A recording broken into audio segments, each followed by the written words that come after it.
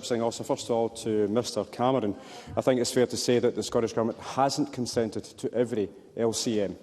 Presiding Officer, this members' debate is timely, and I do thank Keith Brown for securing it, but I would encourage the Scottish Government to use some of its time for a fuller debate on this critical issue.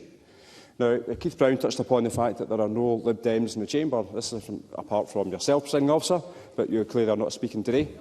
I would, just to correct the record, I am not a Liberal Democrat, saying that I am the presiding officer, Mr Macmillan. Okay. But certainly there are no Lib Dems sitting here in the chamber, the party that claims to defend devolution. That every party in this Parliament has its own position on the Constitution. I doubt whether those positions will change any time soon, and I have been an independent supporter for as long as I can remember, and that will never change. It will come as no surprise that I want this Parliament to have the full range of powers of independence, so we can make that positive difference to the lives of present and future generations. Now, others in the chamber will disagree with my position, which is their right. However, whilst we do have a Parliament with limited devolved responsibilities, there should be respect for it from all quarters. Yet the respect agenda that Douglas Ross previously spoke about has been shredded. Over 30 years ago, John Major used the word subsidiarity to help him secure Tory support at that time for the Maastricht Treaty. Ultimately, he helped secure enough anti-European supporters of his party by selling the message of UK decision-making within the EU. Now, over the years, Maastricht was never going to be enough, and the internal divisions in the Tory party regarding Europe raged until the Brexit referendum in 2016.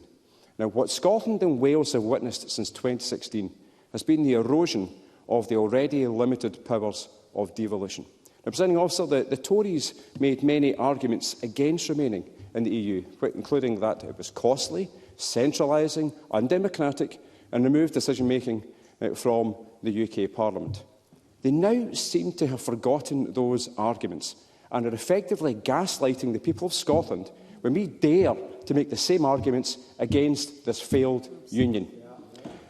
The Internal Market Act was always a ruse to get the Tories back into a position of control over Scotland, i.e. you can actually have your devolved powers as long as we agree with them. Now, Douglas Ross in November 2020 at the Policy Exchange pitched his thoughts to save his precious union. And here are just a few of his quotes from that day. First of all, the UK is a partnership of nations, just like the European Union. In Scotland, there's two governments, and in contrast to international comparisons, there is no rigid hierarchy between the different tiers of government. They both have areas of responsibility and management. They both have a role. We will not strengthen the union by turning back the clock. We will only strengthen support for independence. And also, the UK Government needs to do more to involve the devolved administrations in delivering our new international role. They will have to implement trade deals, so should have a role in producing them. And with the end of freedom of movement, we will need to see more flexibility in our immigration system to account for the needs of different parts of our country, which the devolved administrations are well placed to represent. And finally, the key to this working will be a restatement of the respect agenda in engagement and communication. Now, Presiding Officer, despite all of this from Mr Ross, Scotland is now seeing an erosion of the powers of this Parliament.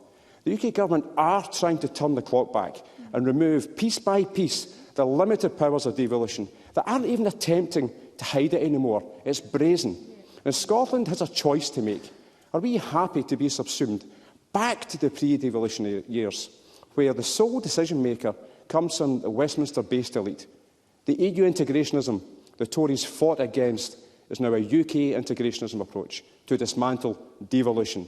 This will continue unless Scotland uses its voice to defend this Parliament and everyone who lives here.